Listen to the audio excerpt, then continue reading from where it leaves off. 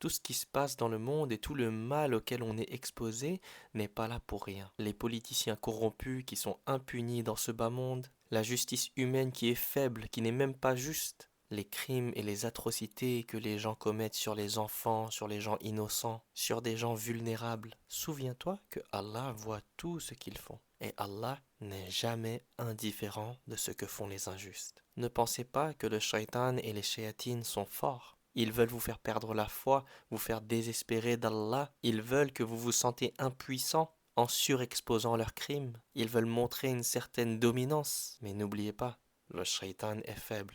Il complote, mais Allah reste le meilleur des stratèges, le meilleur des planificateurs. Les shayatines pensent qu'ils gagnent en pouvoir, mais en réalité, ils ne gagnent que en péché. Ils ne font que d'accumuler des péchés. Et tout le mal auquel on est exposé doit être un rappel pour nous. Un rappel de ce qui se passe chez l'humain lorsqu'il s'éloigne d'Allah. Lorsque l'humain a une mauvaise opinion d'Allah et s'éloigne d'Allah, regardez comment ils deviennent. C'est un rappel également qu'on est dans une épreuve. Allah nous a jamais dit que ce bas monde est le paradis. Allah nous a dit que ce bas monde est une épreuve. Et pendant que les corrupteurs vivent dans ce bas monde comme si c'était un paradis pour eux, eh bien sachez que ces gens-là sont les perdants. Ils vivent dans une illusion. Et tôt ou tard, Allah saisira leur âme. Comme Allah l'a fait pour tous les autres corrupteurs et tyrans avant nous. Et lorsque Allah saisira leurs âmes, ils seront confrontés à la réalité de l'au-delà et face à tous leurs péchés. Tous les péchés qu'ils auront accumulés dans ce bas monde se retourneront contre eux. Ils n'auront fait que d'accumuler des preuves contre eux-mêmes pour le jour du jugement. Alors ne désespère jamais des attributs d'Allah. Allah est le Tout-Puissant et il châtiera les injustes et les corrupteurs d'une manière parfaitement juste. Le prophète Mohammed sallallahu alayhi wa sallam a dit: La dunya, ce bas monde, est une prison pour le croyant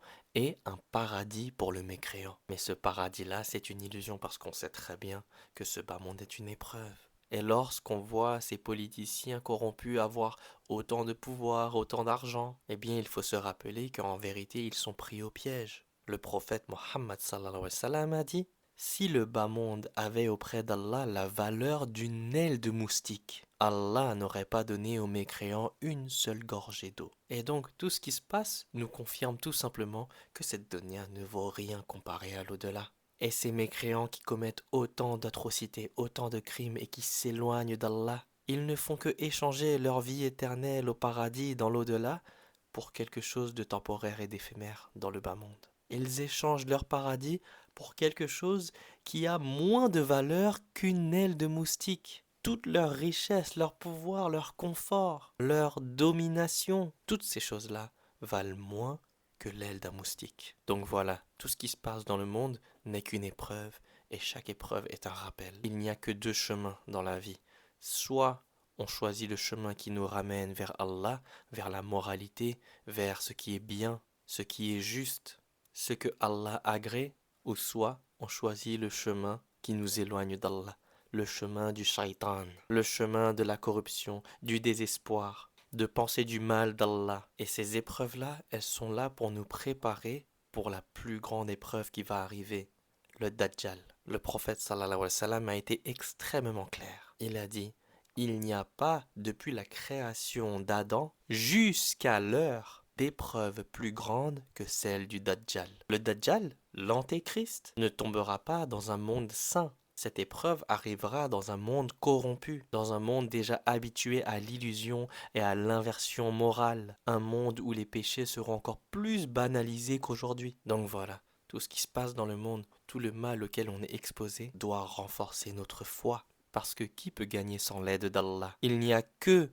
celui qui a la foi et qui s'accroche au câble d'Allah qui sera vainqueur. Si on n'arrive pas à surmonter cette épreuve aujourd'hui, comment est-ce qu'on va être durant l'épreuve du Dajjal? Et si l'épreuve du Dajjal n'arrive pas à notre époque, eh bien, comment est-ce que les générations futures vont surmonter l'épreuve du Dajjal si nous n'avons même pas réussi à surmonter l'épreuve d'aujourd'hui? À travers ces épreuves, on doit renforcer notre foi.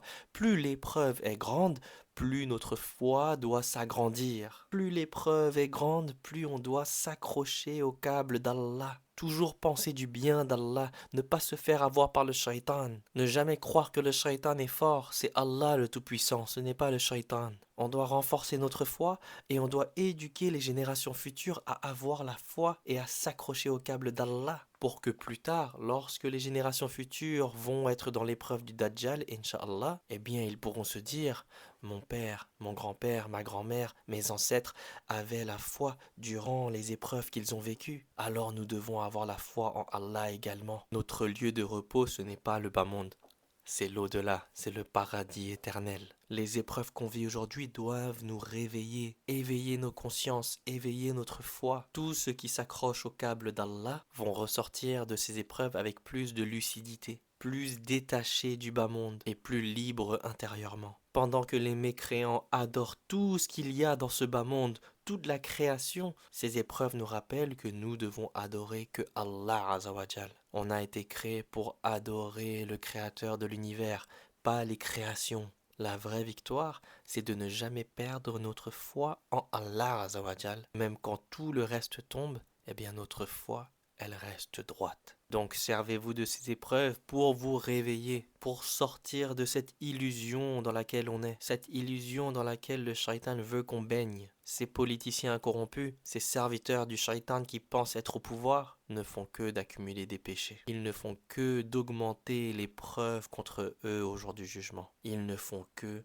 s'éloigner d'Allah. Et quiconque s'éloigne d'Allah est perdant. Arrêtez de chercher refuge dans autre qu'Allah et rapprochez-vous d'Allah Azawajal. Cherchez refuge auprès d'Allah. On a été créé pour adorer Allah. Et si on fait ce pourquoi on a été créé, eh bien on sera vainqueur ici et dans l'au-delà. Et surtout, n'oublie pas une chose. Crains Allah Azawajal. Ne crains jamais les gouverneurs, ne crains jamais le système, ne crains jamais la société. Le shaitan et ses serviteurs veulent te faire peur pour mieux te contrôler. Mais tu dois te rappeler que tu ne crains que Allah Azawajal et que peu importe ce qu'il tente de faire, tu n'as pas peur de ce qu'il complote, car tu ne crains qu'Allah et tu places toute ta confiance en ton Seigneur, le seul qui est le Tout-Puissant, et cela te suffira. Craindre Allah, c'est affirmer dans notre cœur qu'Allah existe et qu'il est le Tout-Puissant. C'est lui qui a autorité sur tout, c'est lui le juge suprême. Les humains n'ont aucune puissance, même les djinns sont faibles. On ne craint pas ce qui est faible, on ne craint que celui qui est fort, le Tout-Puissant. Allah Azawajal. Toute la création n'a aucun pouvoir face à Allah Azawajal. Et lorsqu'on craint Allah et qu'on place toute notre confiance en lui, peu importe comment le gouvernement essaie de nous attaquer, comment les shayatines essaient de nous avoir, peu importe leur stratégie, leurs attaques, ça ne fera que augmenter notre foi en Allah Azawajal et ils seront perdants.